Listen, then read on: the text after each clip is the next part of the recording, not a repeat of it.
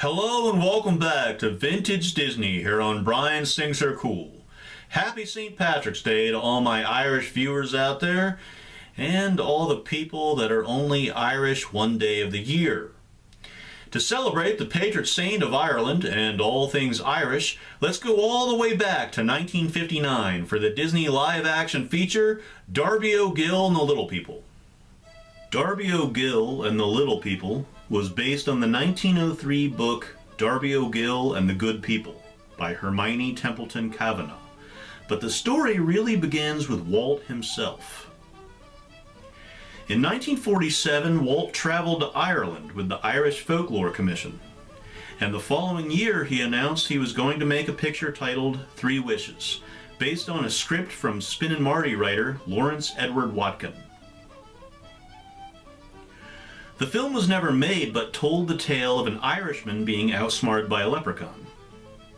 Pretty close to the end result, but Walt planned to use live action and animation, which of course is how Walt started back in the silent film days with his Alice shorts. In 1956, Walt took a second trip to Ireland where he spent 3 months studying Irish folklore in Dublin, at some point coming across Kavanagh's original book, and by 1958 Walt announced that his next feature would be titled Darby O'Gill and the Little People. The film didn't do too well in its initial release, with the assessment of the New York Herald Tribune being the most common when they wrote the film was just an innocent diversion.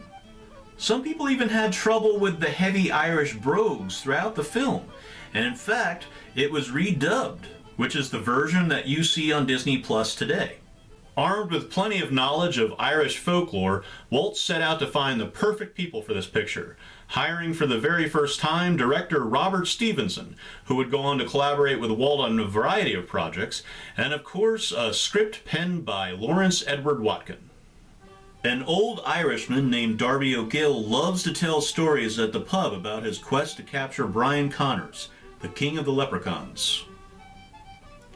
The locals think Darby is off his rocker, or has had one too many. This doesn't seem to stop Darby one bit, and he's determined to prove that he's right. In his attempt, he comes across a well, and promptly falls in, where he meets King Brian and all the other leprechauns.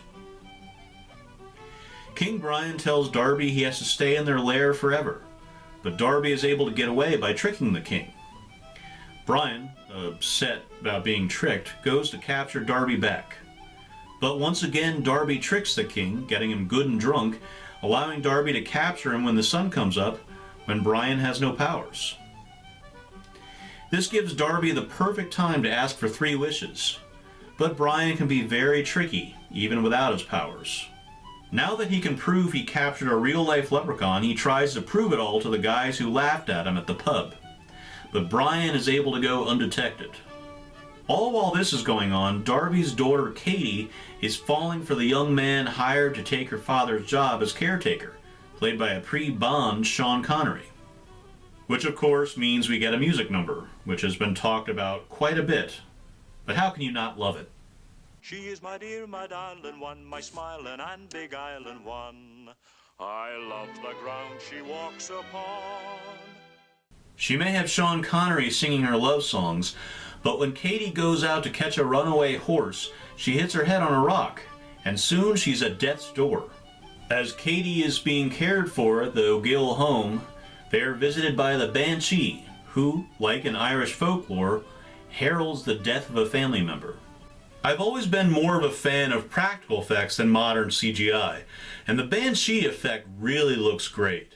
It's so creepy and otherworldly. Now, Darby O'Gill and the Little People certainly has the stereotypical Disney feel, but you can tell, by the end, it's really not afraid to go dark.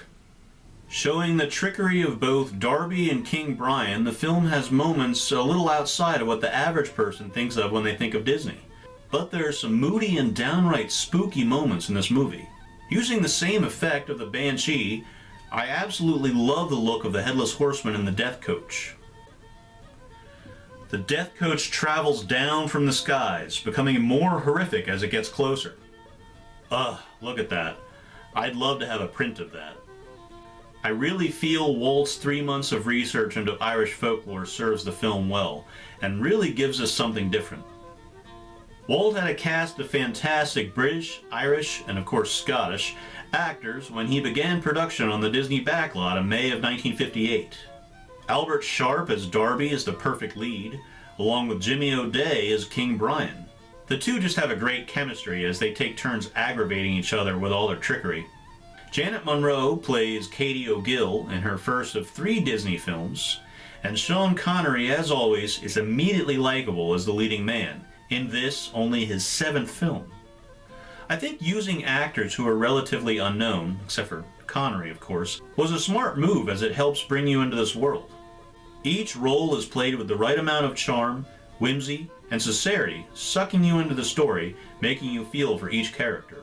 Walt was so committed to this project's authenticity, he even went so far as to film an episode of Walt Disney's Disneyland entitled I Captured the King of the Leprechauns, in which he and Darby go out to hunt down King Brian and convince him to star in the film. The film is even dedicated to King Brian.